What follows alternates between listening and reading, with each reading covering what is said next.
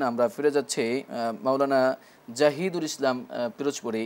আপনি আমাদেরকে বলবেন যে প্রতিবেশী যারা রয়েছে এখন এই প্রতিবেশী বলতে আমরা তো জানি যে এক মসজিদের পাশে যারা রয়েছে বা এক মসজিদে যারা একত্রে নামাজ পড়ে তারাই আমাদের প্রতিবেশী। কিন্তু এই যে ঢাকা শহরে প্রতিটা ফ্ল্যাটই এক একটা মসজিদ আছে, তো সেক্ষেত্রে আমাদের প্রতিবেশী বলতে কাদেরকে বুঝাবো আমরা?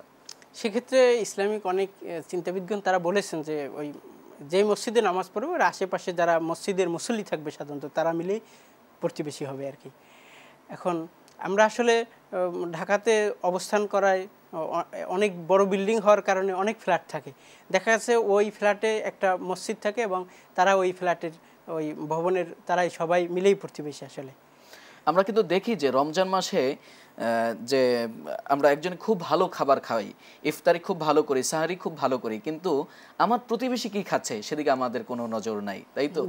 আমরা কিন্তু এটা কিন্তু খুবই একটা আপত্তিকর একটা বিষয় যে আমি আমার প্রতিবেশীকে দেখব সে সাহারি করছে কিনা, সে ইফতারি করছে কিনা, সেদিকে কিন্তু আমার নজর রাখা আমার দায়িত্ব, আমার কর্তব্য।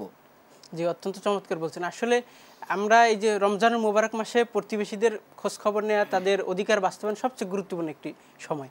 আমি দেখেছি রমজানুল মুবারক মাস আসায় প্রতিবেশী আরেকজন প্রতিবেশীকে সাহারির জন্য ডাকতেছে। মহল্লার মানুষ তারা দায়িত্ব নিয়ে ওই মহল্লায় যারা রয়েছে তারা সব প্রতিবেশীর খোঁজ খবর নিচ্ছে।